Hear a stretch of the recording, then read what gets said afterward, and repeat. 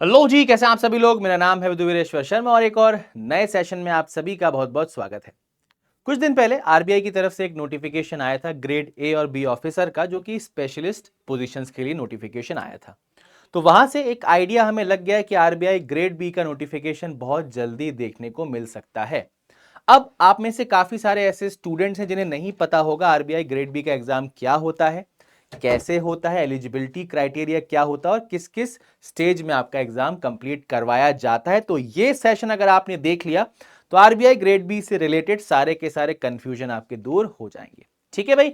तो RBI grade B एक ऐसा एग्जाम जो आपको आरबीआई में एंट्री लेने का मौका देता है। वैसे आपका आरबीआई असिस्टेंट का भी एग्जाम होता है, बट उसका काफी समय से नोटिफिकेशन नहीं आया है। ये नोटिफिकेशन निरंतर हर साल आ रहा है। तो कैसे हम आरबीआई को ज्वाइन कर सकते हैं, आइए देखते हैं। तो सबसे पहले अगर हम आरबीआई ग्रेड बी के एलिजिबिलिटी क्राइटेरिया की बात करें तो यहां पर आपकी जो एज होनी चाहिए वो 21 से 30 साल के बीच होनी चाहिए और कैटेगरी वाइज जो आपका एज रिलैक्सेशन होता है वो आपको मिलता ही है। अब एजुकेशनल क्वालिफिकेशन की अगर आप बात करोगे तो यहां पर आपके पास बैचलर्स डिग्री होनी चाहिए 60% मार्क्स के साथ, अगर आप अनरिजर्व्ड कैटेगरी से बिलोंग करते हैं तो। अगर आप रिजर्व कैटेगरी से हैं तो वही आपके मार्क्स हो जाएंगे 50%।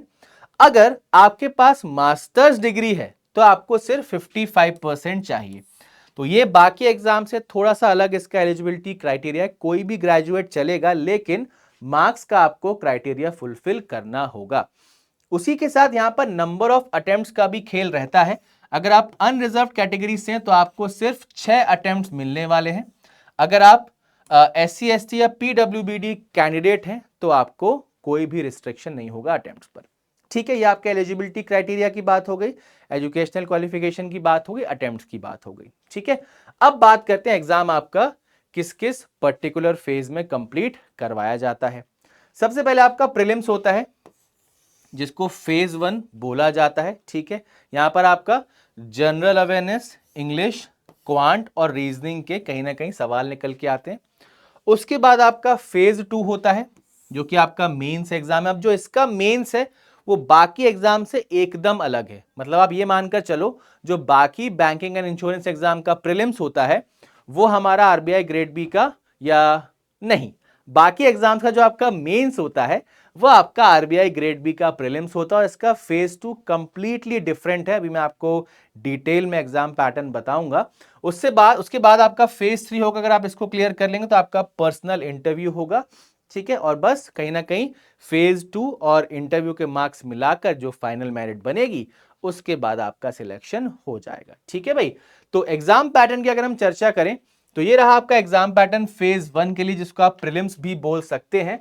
तो यहां पर अगर आप बात करो तो इंग्लिश के आपके टोटल 30 क्वेश्चन 30 मार्क्स के लिए आएंगे, जिसको आपको 25 मिनट्स में सॉल्व करना होगा। न्यूमेरिकल एबिलिटी यानी कि जिसको आप क्वांट बोलते हैं, उसके आपके टोटल 30 क्वेश्चंस आएंगे 30 मार्क्स के लिए। अगेन 25 मिनट्स आपको मिलेंगे।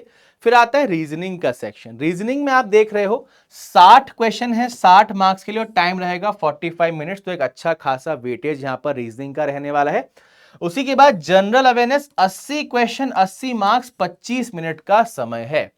तो जनरल अवेयरनेस और रीजनिंग पर बहुत ज्यादा यहां पर हमें फोकस करना होगा, क्योंकि अगर आप बात करो 200 नंबर में से 140 नंबर तो आपके रीजनिंग और जनरल अवेयरनेस से ही आ रहे हैं, है ना। और जो आपका जनरल अवेयरनेस और इंग्लिश का पार्ट और भी ज्यादा इंपॉर्टेंट हो जाता है, क्योंकि अगर आप फेज 2 की बात करेंगे तो यहां पर आपके टोटल 3 पेपर होंगे, है ना। लगभग आप मान के चलो पूरा दिन ही आपका यहां पर लग जाएगा अगर आप इन सारे के सारे पेपर्स को अटेम्प्ट करेंगे तो, है ना। सबसे पहले आपका पेपर 1 होगा इकोनॉमिक एंड सोशल इश्यूज, जिसको आप ईएसआई के नाम से जानते हैं।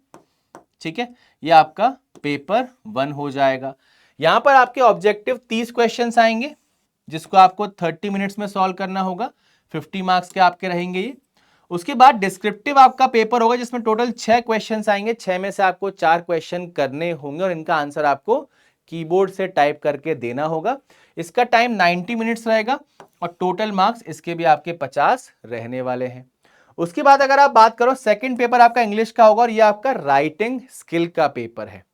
ठीक है, तो इंग्लिश आपको बहुत बढ़िया तरीके से यहां पर तैयार करनी होगी। आपके 3 डिस्क्रिप्टिव क्वेश्चन आएंगे, प्रेसी, आरसी और ऐसे निकल के आएगा। 90 मिनट्स यहां भी समय है, मार्क्स आपके हो जाएंगे 100। तो 100 नंबर आपके यहां पर होने वाले इंग्लिश के। उसके बाद आपका तीसरा पेपर होगा फाइनेंस एंड मैनेजमेंट, है ना। यहां पर भी आपका ऑब्जेक्टिव और डिस्क्रिप्टिव का ही पैटर्न चलने वाला है। टोटल आपको 30 क्वेश्चन मिलेंगे। ऑब्जेक्टिव 30 मिनट्स में सॉल्व करना है 50 नंबर के लिए, और डिस्क्रिप्टिव के आपके पास 6 क्वेश्चन आएंगे। अगेन आपको कोई भी 4 सॉल्व करना है 50 मार्क्स के लिए। समय आपको मिलेगा 90 मिनट्स। तो ये जो आपका फेज 2 है, इसके लिए आपको कंप्लीटली डिफरेंट तैयारी करनी होगी।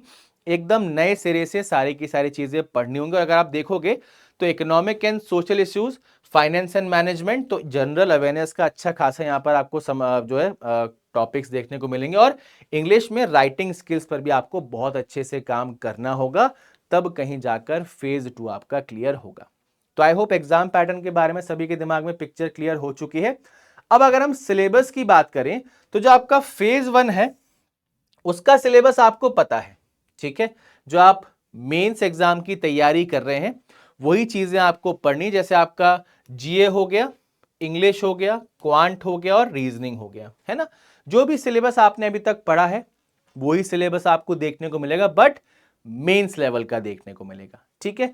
फेज 2 की अगर हम बात करें, यहां पर आपके कोर सब्जेक्ट को इंग्लिश की तो आप तैयारी ऑलरेडी करते ही आ रहे हो, ठीक है। बस आपको थोड़ा सा डिस्क्रिप्टिव की तरफ बढ़ना होगा, जो कि आप मेंस में ऑलरेडी करते हो बाकी एग्जाम्स के लिए। तो ये आपको राइटिंग स्किल पर काम करना है। उसी के साथ अगर इकोनॉमिक एंड सोशल इश्यूज की बात करें तो ग्रोथ, इन्फ्लेशन और सोशल स्ट्रक्चर पर आपको पढ़ाई करनी है। फाइनेंस के लिए आपका financial system, recent developments, management में फंडामेंटल्स, लीडरशिप और मोटिवेशन, ये सारी की सारी चीजें आपको पढ़नी है, ठीक है। ओके, तो सिलेबस के बारे में क्लैरिटी मिल गई। आगे चलते हैं। अब अगर हम बात करें, आप जब आरबीआई को as a grade B officer join कर लोगे तो आपका जॉब प्रोफाइल क्या होगा। सबसे पहला, मॉनेटरी पॉलिसी फॉर्मुलेशन, ठीक है। जो आपकी मॉनेटरी पॉलिसी बनती है और उसका जो इंप्लीमेंटेशन होता है, तो वहां पर आपका बहुत बड़ा योगदान होने वाला है। उसी के साथ फाइनेंशियल रेगुलेशन, जो भी आपके फाइनेंशियल चेंजेस आ रहे हैं, जो भी आपके नए रूल्स आते हैं, रेगुलेशन आते हैं, उसमें भी आपको कहीं ना कहीं सुपरवाइज करना होगा और बैंक्स को रेगुलेट करना होगा, ठीक है। उसी के साथ करेंसी मैनेजमेंट, भैया आरबीआई है, सबसे मेन हमारा सेंट्रल बैंक है, तो उसके लिए करेंसी मैनेजमेंट तो आपका एक जो है फंक्शन रहेगा ही रहेगा। उसके बाद रिसर्च एंड एनालिसिस, है ना। आपको नई नई रिसर्च करनी होगी, आप नए नए इकोनॉमिक रिफॉर्म्स कैसे ला सकते हैं, आपको स्टडी करनी होगी, ताकि आप नई नई चीजें यहां पर इंप्लीमेंट कर पाओ। जो कोई भी पॉलिसी बने उसमें आप अपने आइडियाज रख पाए, ठीक है। तो ये आपकी जॉब प्रोफाइल हो गई। अब पोस्टिंग एंड ट्रांसफर कैसे होगा, तो ये आपका एक मैप है, और वैसे आपको ऑलरेडी पता ही होगा, आप सारी की सारी चीजें पढ़ते हो। तो आरबीआई के जो आपके ऑफिसेस होते हैं वो हर एक स्टेट के कैपिटल सिटी में या फिर प्राइम सिटी में होते हैं, ठीक है ना। तो यहां पे आप देखो, सब जगह आप देख पा रहे हो, बहुत बढ़िया बढ़िया सिटीज में आपको पोस्टिंग मिलेगी अगर आप आरबीआई को ज्वाइन करेंगे, है ना। तो सिंपल सी बात है यार, बहुत बेहतरीन आपकी यहाँ पे लाइफ होने वाली जब आप आरबीआई को ज्वाइन कर लेंगे, क्योंकि पोस्टिंग का भी कोई ऐसा नहीं है कि रूरल ब्रांच मिल जाए या ये ब्रांच मिल जाए वो ब्रांच मिल जाए। ऑफिस आपका फिक्स है, जो आप ऑफिस मिलेगा वहीं पर आपको जाना होगा, ठीक है ना। अब सैलरी और पर्क से अगर हम बात कर लें क्या कुछ रहता है, क्योंकि सैलरी बहुत अच्छी है, पेपर इतना टफ है तो सैलरी तो भैया अच्छी होगी होगी ना। तो लगभग 1,20,000 के आसपास आपकी मंथली सैलरी बनती है। ये आपकी थोड़ी कम थोड़ी ज्यादा भी हो सकती है, डिपेंडिंग अपॉन द आपके जो पर्क्स वगैरह मिलते हैं, आपको अलाउंस मिलते हैं उसके ऊपर, ठीक है। दूसरा, आपको अकोमोडेशन मिलता है, ठीक है ना। या तो आपको आरबीआई के फ्लैट्स या क्वार्टर्स मिल जाएंगे, कोई दिक्कत नहीं, या फिर आपको इक्विवेलेंट अमाउंट का एचआरए मिल जाएगा। तो रहने की भैया कोई टेंशन नहीं, कंफर्टेबल लाइफ आप यहां पर जी सकते हैं। उसी के साथ मेडिकल फैसिलिटी बहुत ही शानदार आपको मिलती है, और उसके साथ काफी सारे पर्क्स भी आपको मिलते हैं, ठीक है। जैसे आपका टेलीफोन अलाउंस हो गया, ट्रांसपोर्ट अलाउंस हो गया ना, हाउस हेल्प का अलाउंस हो गया, मोबाइल का आपका अलाउंस हो गया, ठीक है। एजुकेशन ग्रांट्स हो गए, ट्रिप्स हो गए, फर्नीचर के अलाउंस। एक डिटेल्ड हम इसके ऊपर भी चर्चा कर लेंगे जब हम सैलरी की बात करेंगे। तो बहुत अच्छे आपको अलाउंसेस यहाँ पर मिलते हैं, बहुत अच्छे पर्क्स आपको यहाँ पर मिलते हैं। एग्जाम्पल के लिए एक हमारे पास ये सैलरी स्लिप पे आप देख सकते हो, तो आपका जो ग्रॉस पे यहाँ पर बन रहा है वो 1,27 के आसपास बन रहा है, और 1,16 के आसपास इनकी इन हैंड जो है सैलरी यहां पर है। काफी सारे आपके यहां पर जो डिडक्शंस हो जाते हैं, ठीक है ना। और ये आपका डिपेंड करता है पोजीशन टू पोजीशन, ठीक है। यहाँ पे आपका बेसिक पे, ग्रेड अलाउंस, डीए, है ना, तो ये सब चीजें आपको देखो बहुत बढ़िया तरीके से मिल रही हैं, तो कोई भी दिक्कत परेशानी सैलरी वाले फ्रंट पर नहीं आनी चाहिए, है ना, ठीक है। चलो भाई, अब अगर हम बात करें प्रमोशन और करियर ग्रोथ यहाँ पर कैसे हो सकती है, तो आप यहां पर ज्वाइन कर रहे हैं, सॉर्ट ऑफ एंट्री लेवल हो गया। उसके बाद आप assistant general manager, deputy general manager, general manager और चीफ जनरल मैनेजर बन सकते हैं, है ना। यहां पर जो आपका करियर पाथ है वो स्ट्रक्चर्ड एकदम क्लियर है, कोई ज्यादा इसमें कंफ्यूजन नहीं है। एक सर्टेन टाइम के बाद आप ऊपर मूव करते जाएंगे depending upon the vacancies and requirement, ठीक है। तो प्रमोशन की यहां पर ऐसी कोई खास समस्या नहीं है, ठीक है। तो एक बात अगर हम समझें, तो अभी जो आपके एग्जाम्स हो रहे हैं उन सभी में अगर हम ओहदे की बात करें कि भैया आरबीआई में जॉब मिल रही है, उस रिस्पेक्ट में भी ये जॉब सबसे अच्छी है।